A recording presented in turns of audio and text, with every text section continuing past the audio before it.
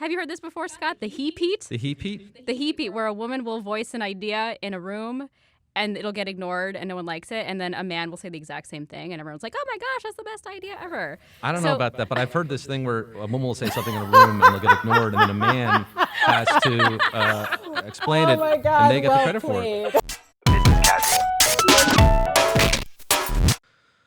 Stacey Vanek Smith, your book is brilliant. From the title and the concept, Machiavelli for Women, I love that. Your writing style, the content is brilliant, and you pack so much into it because you have analysis of the modern workplace, you have practical advice for women in said workplace, but you really have this valuable and terrific history lesson on your titular character, Machiavelli, and this is kind of eye-opening for myself and I think a lot of your readers. Nora included, we talked about this. We all have this conception of Machiavelli, who he was, and the terms he's inspired, and the psychological diagnoses that now bear his name, and Tupac, of course, Tupac's pseudonym. But really, he wrote his book, The Prince, in a very low point in his life, and it was not sort of this boastful, narcissistic, treatise that I always thought it was. Can you explain who Machiavelli really was and how we got him so wrong all these years? Yes, The Prince was basically a cover letter, honestly. So at a really terrible time. It was his Hail Mary Pass cover letter to try to get a job. So Machiavelli this is like 1500s Florence. This is before Italy was one country. It was a whole bunch of little city-states. One of them was Florence. And it was pretty little, didn't have a lot of money, didn't have an army. And Machiavelli was essentially like the Secretary of State for Florence. So he had a cool job. He was always flying around, talking to kings and popes. They all knew his name. Everyone loved working with him. He was a very, very hard worker, and did the job for 15 years. Then the Medici family took over, and he'd been working for the other side, so he was kicked out. He had his money and property taken away from him, and he was thrown in jail, and he was tortured, and then he was basically run out of town. And he wrote The Prince to Lorenzo de' Medici, and he was basically hoping, I think, that it would be such a he would have like such hot takes that Lorenzo de' Medici would be like, well, he was working for the other side, but it doesn't matter. I want this guy working for me. He's so brilliant. That is not what happens. It blew up in poor Machiavelli's face in the worst possible way. Lorenzo de' Medici didn't read it. The Catholic Church did read it. They threatened to excommunicate anyone who even owned it. And Machiavelli it was a terrible period for him. He never really recovered from it, honestly. It's remarkable that hot takes from centuries ago can be applicable to work life now. And obviously Machiavelli didn't know what venture capital funding is back then. And he didn't know how to advise Black women to approach investor pitches, knowing that they receive less than a fraction of 1% of venture funding. So, Stacey, how do you apply some of the abysmal metrics that we have today, whether it's from the funding perspective, the gender pay gap that you discuss in the book? How do you apply the learnings from Machiavelli and his relationship with power to today's workforce, where we are seeing these truly abysmal metrics still?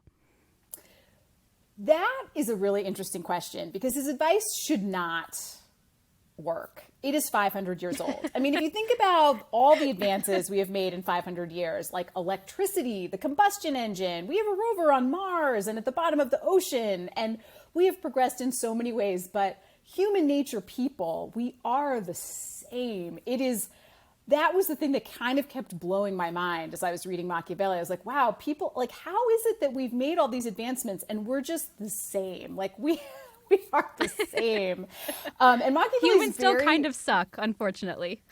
I know. He's a little bit pessimistic about people. He calls humans like thankless and fickle and greedy. But he came by it honestly. Like, he was growing up at a very brutal time. But, I think a lot of the observations he makes holds true. So I think for that reason, it's still quite relevant, because human interaction, the things that we want, the things that motivate us, I think those are the same.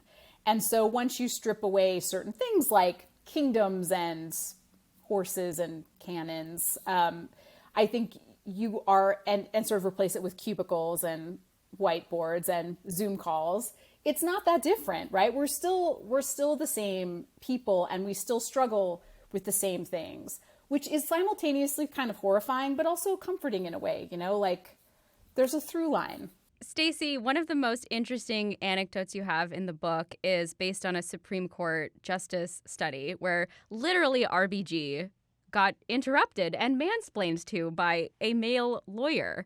And there's this notion of the he-peat. Have you heard this before, Scott? The he-peat? The he-peat? The he-peat, where a woman will voice an idea in a room and it'll get ignored and no one likes it. And then a man will say the exact same thing and everyone's like, oh my gosh, that's the best idea ever. I don't know about that, but I've heard this thing where a woman will say something in a room and it'll get ignored, and then a man has to explain it, my God, and they get the credit for it. Everyone around the room is now nodding their heads because Scott said it.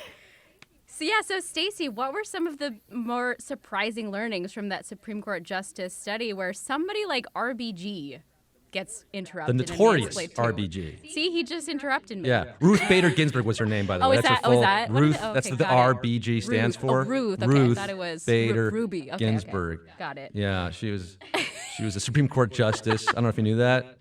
What is? Yeah. The Supreme Court is like the main court of the land here, and there's 9 of them, and they vote on Thank things. you, Scott. You are and so voting smart. is when you. You are so educated. I'm just learning a lot over here. So yeah, Stacey, right? What would we do without look, Scott? this is why I'm here. You need a man to explain these things. So explain to us, Stacey, what are the biggest learnings from that study? This study was absolutely one of the most fascinating from the book. It was a group of researchers. They looked at Supreme Court transcripts and looked at how often male and female justices were interrupted by both other justices and by lawyers arguing cases. By the way, lawyers arguing cases are expressly forbidden to interrupt the justices, period. But of course, they still do it because it just happens.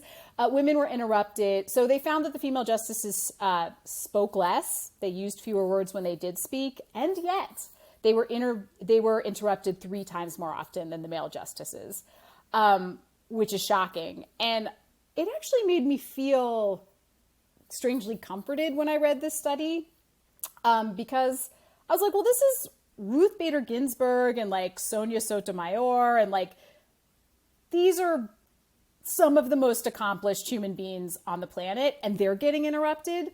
So it sort of made me feel better about getting interrupted too, because, I think this just happens to, it happens to people who are, when you look at the research, people who are sort of lower down in the pecking order, essentially. If you're, just starting out, if you're an intern of quote unquote low status, but for women and people of color, often they are considered low status no matter how high they rise in a company. And so this just happens to women and people of color a lot. What they say is remembered less. They're interrupted far more often. They will say things and people don't register that they've said things. And then someone who is perceived to be more powerful, who's perceived to have more status in a group, will say the same thing and everyone will love it. And this shows a couple things. I think one, is it's not always about like the quality of the idea. So much of how we react to things has to do with where those things come from. And also just that it's not a question of you failing as a person always. It's an institutional issue. It's a cultural issue. And this is why RBG got interrupted by a lawyer who needed her vote. If you like what you saw and you like what you heard, you can listen to the entire episode of this podcast, Business Casual, anywhere you get your podcasts. And please go ahead and subscribe to the Morning Brew YouTube channel and go ahead and click on that alarm bell, that thing right there, so you can be alerted anytime there's a new video.